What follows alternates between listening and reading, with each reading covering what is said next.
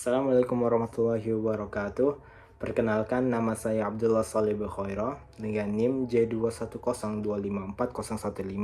Saya dari Ilmu Keperawatan. Hari ini saya akan mempresentasikan Systematic Literature Review yang berjudul Case Management untuk gangguan muskuloskeletal. Pendahuluan, saya mulai dari latar belakang. Cedera muskuloskeletal termasuk fraktur adalah salah satu kondisi paling umum yang terjadi di dunia. Fraktur ini membutuhkan yang namanya imobilisasi yang tepat agar penumbuhan tulang berjalan baik dan tidak menimbulkan kecacatan jangka panjang. Nah, ada pernyataan masalah, yaitu penanganan gips yang salah atau tidak tepat dapat menimbulkan komplikasi serius, yaitu terjadinya sindrom kompartemen atau enggak kerusakan saraf. Nah, oleh karena itu saya ada tujuan dari literature review ini adalah untuk memberikan gambaran berbasis bukti ilmiah mengenai penanganan gips. Mencakup 4 hal, yaitu jenis-jenis gips, prinsip pemasangan, pencegahan komplikasi, dan strategi edukasi pasien. Di pertanyaan klinis ini, saya menggunakan framework PICO yang diawali dengan P, yaitu population. Population adalah pasien dengan fraktur tertutup yang memerlukan imobilisasi. Nah, kalau interventionnya adalah yang saya kaji, penanganan gips berbasis bukti. Nah, mulai dari pemasangannya, pemantauan neurovaskular, sampai edukasi terstruktur. Nah, comparison ini saya bandingkan dengan praktek penanganan gips konvensional yang tidak terstandarisasi. Dan di outcome yang diharapkan adalah penurunan komplikasi, peningkatan stabilitas neurovaskular, hasil penyembuhan yang lebih baik, serta kepuasan pasien yang meningkat. Ringkasan bukti dari literature review yang saya lakukan ada 4 temuan atau 4 utama.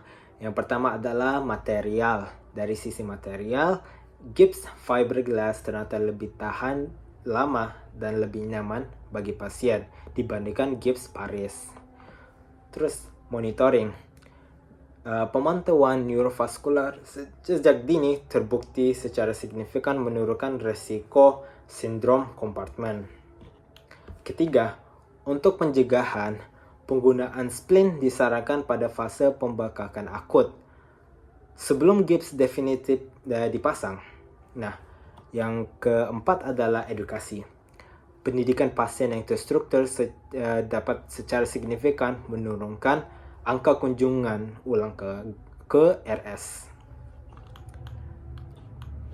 Terus kita masuk pada jenis dan bahan gips. Jadi di slide ini akan membahas perbandingan 2 bahan gips yang paling umum digunakan, yaitu plaster of Paris dan fiberglass. Nah, untuk menjelaskan table yang ada di sini secara singkat adalah bahwa fiberglass unggul di hampir semua aspek karena dia itu lebih ringan, kering lebih cepat, hanya perlu sekitar 20-30 menit dibandingkan plaster of Paris yang dimana dia membutuhkan 24-72 jam untuk kering.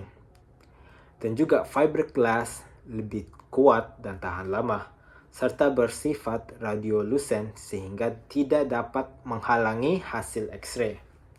Nah, sementara kalau plaster of Paris atau gips Paris unggul di sisi harga karena dia itu lebih murah dan hasil cetakan yang lebih detail. Jadi, pemilihan bahan ini biasanya disesuaikan dengan kebutuhan klinis dan kondisi si pasien. Nah, sekarang kita masuk pada prinsip-prinsip penerapan dan komplikasi. Nah, ini bagian inti dari klinis pemasangan gips.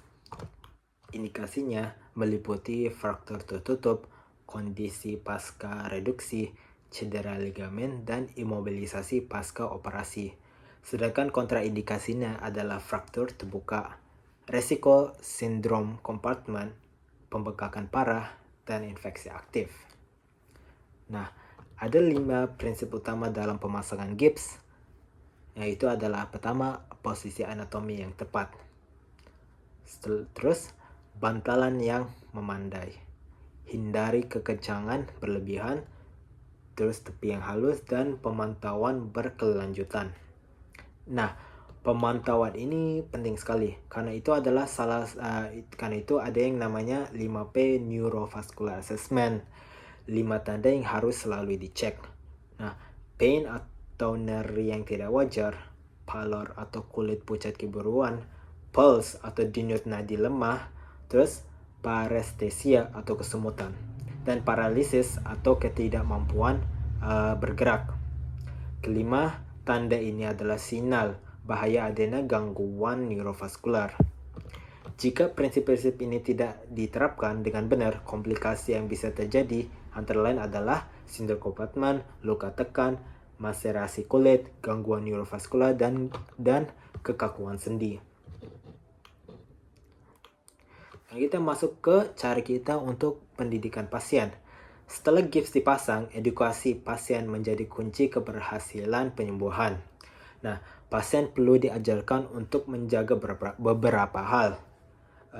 Menjaga gips tetap kering, tidak memasukkan benda apapun ke dalam gips. Terus juga mengangkat tubuh yang digips selama 24 sampai 40 jam pertama. Nah, rutin menggerakkan jari tangan atau kaki untuk menjaga sirkulasi darah, serta melakukan kontrol sesuai jadwal dan tidak melepas gipsnya tersendiri. Nah, pasien juga harus tahu bahaya yang harus mereka segera mencari bantuan medis, seperti nyeri yang semakin parah, mati rasa, jari membiru atau dingin, pembekakan yang meluas, bau tidak sedap atau keluar cairan, serta rasa gips yang terlalu kencang atau longgar. Nah, dari sebagai simpulan, ada 4 poin penting dari review ini. 1. Penanganan gips berbasis bukti secara signifikan meningkatkan keselamatan pasien dan hasil klinis. Kedua, bantalan yang memandai, posisi anatomi yang tepat, dan penilaian neurovaskular dini sangat penting untuk mencegah komplikasi. Terus yang ketiga adalah edukasi pasien dan terstruktur penting untuk mencegah komplikasi yang sebenarnya bisa dihindari, sekaligus mengurangi kunjungan ulang ke IGD yang tidak perlu. Terus keempat, fiberglass menjadi bahan yang paling banyak dipilih karena lebih ringan, radiolucent, dan lebih tahan lama. Demikian presentasi dari saya mengenai case management untuk gangguan muskuloskeletal. Saya akhiri presentasi ini. Terima kasih telah mendengarkan.